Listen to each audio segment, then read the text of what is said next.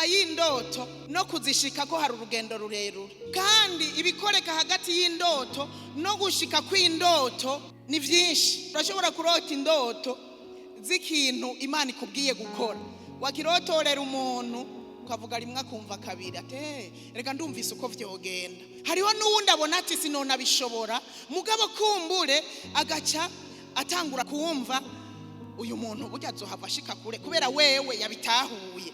Ntuzopfe kurotorera indoto za uwo ari we wese, ntuzopfe kubwira ivyo wahishuriwe uwo ari we wese, kuko ushobora gusanga witeye ibibazo. Mw'Itanguriro 37 umurongo wa 20 haravuga ngo nimuze tumwice tumuterere mugoboro umwe muri ibi, duheze tuvuge ko igikoko c'inkazi camuriye. Umwumvirize impamvu bagize iyo migabo, tuzoraba indoto ziwe ingene zizoshika. Iryo shari ryose kurondera kumwica kwari kugira ngo bazimanganye indoto.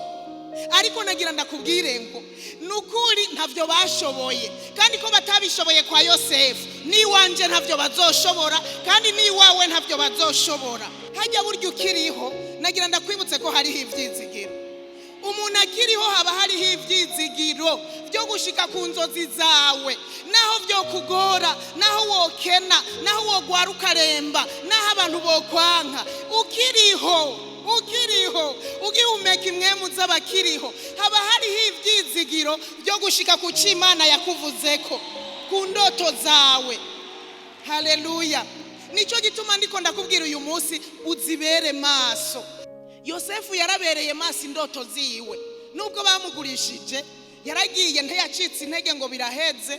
Kandi murumva ko yari umusore muto, agenda mu mahanga baramugurisha kwa Pontifari, aba umukozi, ariko mu guteramira inzozi ziwe aba umukozi w'umwizigirwa. Haleluya!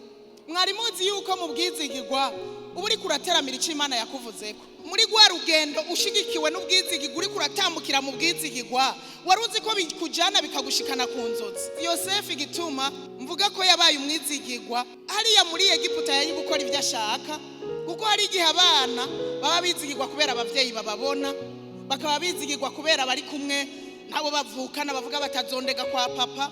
Ariko Yosefu yari wenyene hariya muri Egiputa, yari gukora ivyo ashaka, ashaka kiba, ashaka agasambana, ashaka gatukana, yavuga ngo mbisa n'ubundi papa turi kumwe. Ariko Yosefu aravuga ngo nubwo ndi hano ndafise inzozi, nubwo ntari kumwe na papa ndafise inzozi, nubwo ntari kumwe nabo tuvugana ndafise inzozi. Azizitirira mu buryo bwo kuba umwizigirwa. Amaze kuba umwizigirwa agira igikundiro, amaze kuba umwizigirwa agira ikiganza ciza, ivyo akoze ko bigahezagirwa, ivyo akoze bigatera imbere. Bibiliya iratubwira ngo kuva ashitse mu rugo kwa Pontifari ibintu biragenda neza, imirimo irimbuka, ubworozi bugenda neza, agira ubutoni imbere ya Pontifari, ngo gushika hamwegurira kuganza ivyo afise vyose uretse madamu. Ati vyose biganze, ndabona ko ufise ikiganza ciza. Yosefu arabikora kandi abikora neza.